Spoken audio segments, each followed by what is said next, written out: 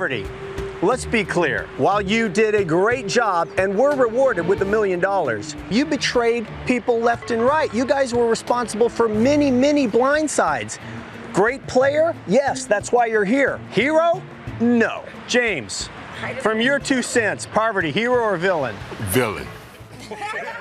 Four-time Survivor player Parvati Shallow is used to being called out for being a villain on the show, but now she wants to share her side of the story. The former Survivor winner has now released a new book. Here it is here. Nice Girls Don't Win, How I Burned It All Down to Claim My Power, where she details moments from her life that transformed her into being one of the most dominant players of all time. And for more, Parvati joins us now. Welcome back to the morning show.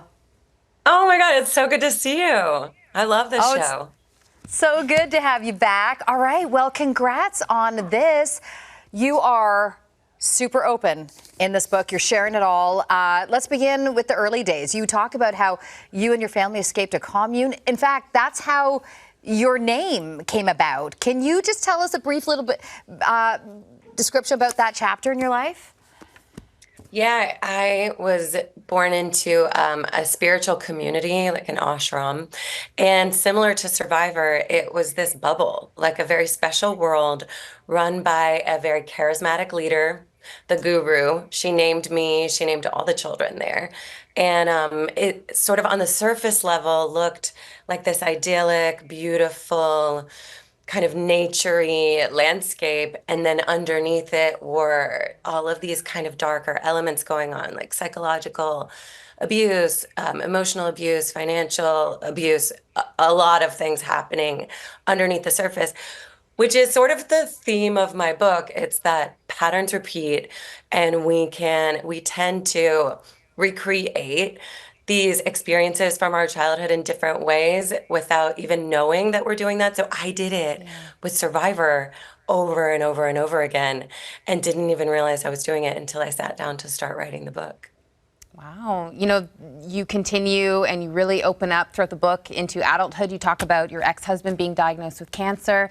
You talk about your divorce and the death of your brother. Did you find healing when you were writing about such difficult subject matter?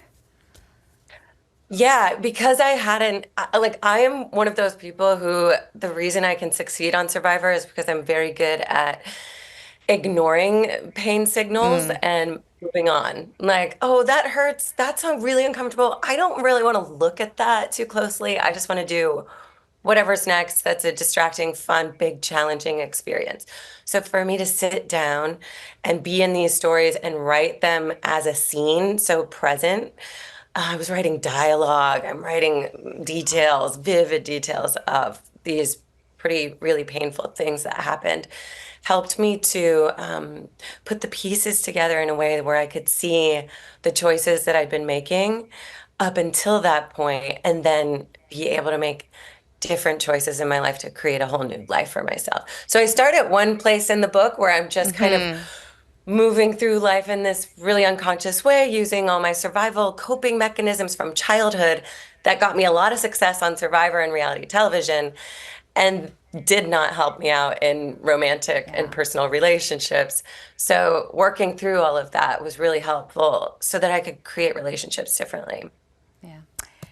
The book is, when I say this once in a while, and I'm really saying it now because we are just scratching the surface when it comes to Parvati's story. There's so much to uncover here and to discuss. It is called Nice Girls Don't Win, How I Burned It All Down to Claim My Power. It is available now for pre-order before it hits bookstores on July 8th. Parvati, thank you so much for stopping by.